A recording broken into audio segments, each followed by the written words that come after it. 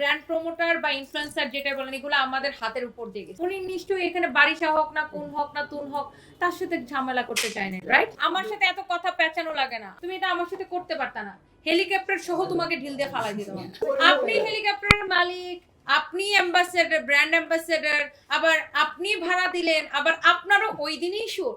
তাদেরকে হচ্ছে ক্ষমা চাইতে হবে আপুর কাছে, কারণ তারা খারাপ ব্যবহার করছে। নরমালি যেটা হয় যে কেউ যখন তার কোনো ডিজাইনের হোক যে কোনো কোনো কিছু যখন কপিরাইট নেয় তখন নরমালি মানুষ দেখেন এই উনি কিন্তু এটা নিয়ে উনি কি ক্যাচাল করার জন্য ওখানে গেছে তা তো নয় নিশ্চয়ই, কারণ উনি একটা জিনিস উনি বিদেশে এটাকে সেল করবে এই উদ্দেশ্যে উনি একটা হেলিকপ্টার ভাড়া নিয়ে এতগুলা মডেল ভাড়া করে নিয়ে ওখানে উনি শুট করতে গেছে। আপনি জাস্ট সাধারণ সেন্সে চিন্তা করেন, উনি নিশ্চয়ই এখানে বারিশা হোক না কোন হোক না তুন হোক তার সাথে ঝামেলা করতে চায় না, রাইট?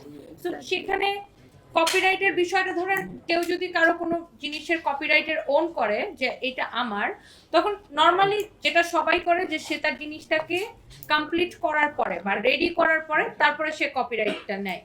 সো এখন ওনার এটার কনসেপ্টের কপিরাইট হয়তো উনি নেয় নাই, বিকজ ওনার তো এখানে ক্যাচাল করার কোনো উদ্দেশ্য ছিল না। উনি তো জানতো না যে এই হেলিকপ্টার যার থেকে ভাড়া নিছে তারই ডিরেক্টর তার ওয়াইফ নিয়ে ওখানে এসে দাঁড়ায় থাকবে। এই আবার এই কোম্পানির ডিরেক্টর এই কোম্পানির ব্র্যান্ড অ্যাম্বাসেডর ওখানে দাঁড়ায় থাকবে।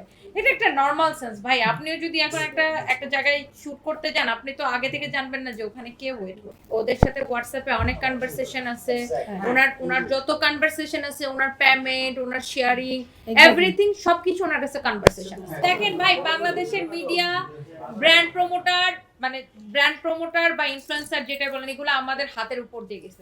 So I know everything. So এত পেঁচানোর দরকার নেই, বিষয়টা অনেক ক্লিয়ার। এখানে হচ্ছে দুইটা বিষয়, বারিশা হক এবং যে হেলিকপ্টারের যে ছিল ওই দিন দায়িত্বে বা ওনার বা director, one of the director, what ever it is, mister Ripon, তাদেরকে হচ্ছে ক্ষমা চাইতে হবে আপুর কাছে, কারণ তারা খারাপ ব্যবহার করছে। এই খারাপ ব্যবহারটা করতে পারতো না।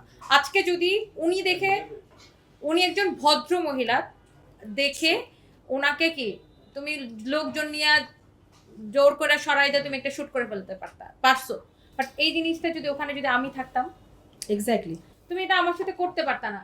হেলিকপ্টার সহ তোমাকে ঢিল দিয়ে ফালাই দিতাম। দেখেন কোয়েশ্চেন অনেক করা যায়, পেঁচানো যায় অনেক কিছু, বাট যেটা স্ট্রেট কাট আমাকে একটু বলতে দেন। স্ট্রেট কাট আনসার হচ্ছে উনি এখানে পেমেন্ট, ওনার টাকা খরচ হইতেছে পার মিনিটের জন্য, উনি হেলিকপ্টারকে পে করতেছে পার মিনিটের জন্য, উনি মডেলকে পে করতেছে পার মিনিটের জন্য, উনি মেকআপ আর্টিস্টকে পে করতেছে। সো ওনার ফার্স্ট অ্যাটেনশন বা ফার্স্ট যেটা ছিল যে আমি কিভাবে এখান থেকে আমার শুটটা কমপ্লিট করব, কারণ আমার সানলাইট চলে যেতেছে, আমি পরের দিনকে আবার হেলিকপ্টার বাড়ি করে নিয়ে আসবো। উনি আসছে 1:40-এ, এখানে অভিযোগ আছে 2:45 বললে হবে না তো, আমার কাছে সবকিছু আছে ভাইয়া। উনি 1:40-এ গিয়েছি। আগে আমরা না আমি একটু ভাই আমার একটু বলতে দেন ভাই, আমার একটু বলতে দেন। আমি খুব স্পষ্ট বলতে পারি, আমার সাথে এত কথা পেঁচানো লাগে না। আমি খুব স্পষ্ট ক্লিয়ার কাট আনসার। যদি ওনারা প্রকাশ্যে ক্ষমা না চায় এবং ওনার যে ক্ষতিটা হয়েছে সেটা যদি ওনারা না দেয়, অবশ্যই তিনি আইনগত ব্যবস্থায় যান। সেটা অবশ্যই আপনার হেলিকপ্টারের যে ডিরেক্টর বা ব্র্যান্ড অ্যাম্বাসেডর, হেলিকপ্টারের যে যারা ছিল ওটার সাথে জড়িত সবার বিরুদ্ধে হচ্ছে যে অবশ্যই আপনার আইনগত ব্যবস্থা নেওয়া হবে, কারণ আইনটা সবার জন্য সমান। এখানে একটা জিনিস, ওনার কাছে একটা ভিডিও আছে, আপনারা আরো ক্লিয়ার হয়ে যাবেন। হেলিকপ্টার দিয়ে উনি ফার্স্টে কোথায় গেছে? ঢাকা এয়ারপোর্টে, রাইট? ঢাকা এয়ারপোর্ট থেকে হেলিকপ্টারে কিন্তু করে উনি চড়ে ওই রিসোর্টে গেছে, ওই হেলিকপ্টারে করে কিন্তু উনি রিসোর্টে গেছে। তাহলে একটা কমন সেন্সের বিষয় দেখেন আপনি, যেই মানুষটা হেলিকপ্টার নিয়ে ওখানে যে ল্যান্ড করলো, তাহলে কি তার শুট হবে না ওখানে? নাহলে ওনাকে হেলিকপ্টার উঠাইলো কেন? তাইলে ওনার শুট আছে, তাই এই জন্যই তো ওনাকে নিয়ে গেছে, নয়তো ওনাকে নিয়ে গেল কেন? তাহলে অন্য যারা ভিডিও করছে তাহলে তাদেরকে নিয়ে যেত। জিনিসটা ক্লিয়ার কিনা?